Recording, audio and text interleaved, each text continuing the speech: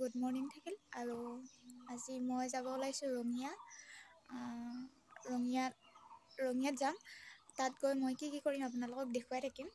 এতিয়া 8:45 হ'লে দেৰিয়ে হ'ল, অলপ সোনকালে যাব লাগিছিল, কিন্তু উপায় নাই, কি কৰিম আৰু ইটো সিটো কৰোঁতে অলপ দেৰিয়ে হ'ল।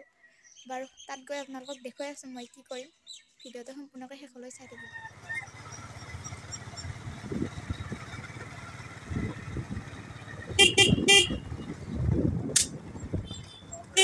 আমি ৰঙিয়াত ঢুকিছোঁ মানে 5 মিনিটৰ পিছতে আমি ৰঙিয়াত ঢুকিছোঁ আমি, আপোনালোকে চাই থাকিব।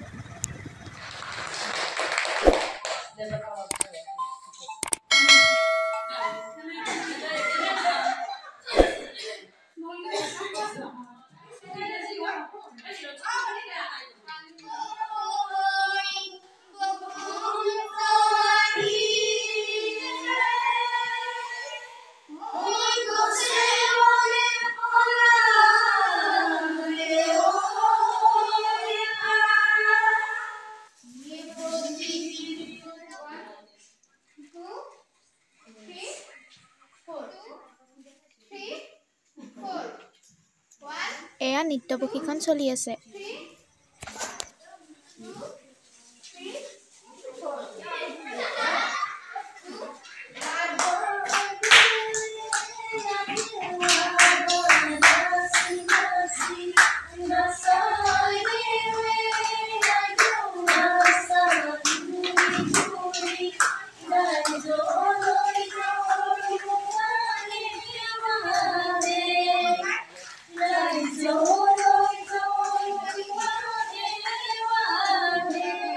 কৈছিলোঁ নহয় যে মই ৰঙিয়াত আহিছোঁ, কিহৰ বাবে আহিছোঁ, এই বাইদেউসকলক প্ৰশিক্ষণ দিব আহিছোঁ জেং বিহুৰ বাবে।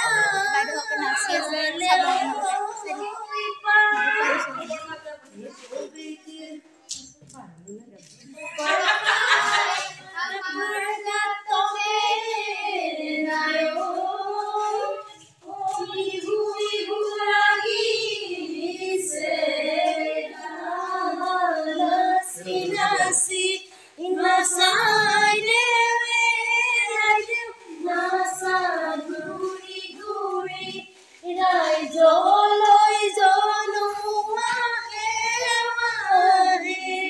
বাইদেউসকলে নাচি আছে, আপোনালোকে চাই থাকিব আৰু লগতে লাইক কমেণ্ট শ্বেয়াৰ কৰিবলৈ নাপাহৰিব।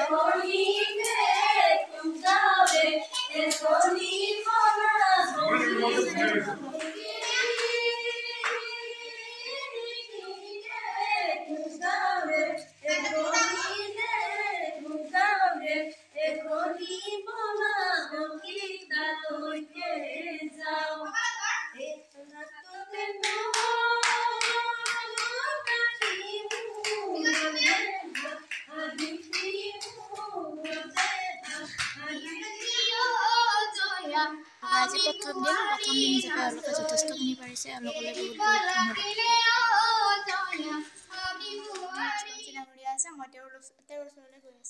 ঢোলকুচি আঞ্চলিক মহিলা সমিতিৰ উদ্যোগত ইয়াত জেং বিহুৰ আখৰা চলি আছে আৰু তাৰ লগতে কোচ ৰাজবংশী কুচা নৃত্যৰ প্ৰশিক্ষণ চলি আছে। গতিকে অহা বহাগ বিহুত আমি আশা ৰাখিছোঁ যে ঢোলকুচি মহিলা সমিতিৰ উদ্যোগত জেং বিহু আৰু কোচ ৰাজবংশী কুচা নৃত্য পৰিৱেশন দেখিবলৈ আমি পাম।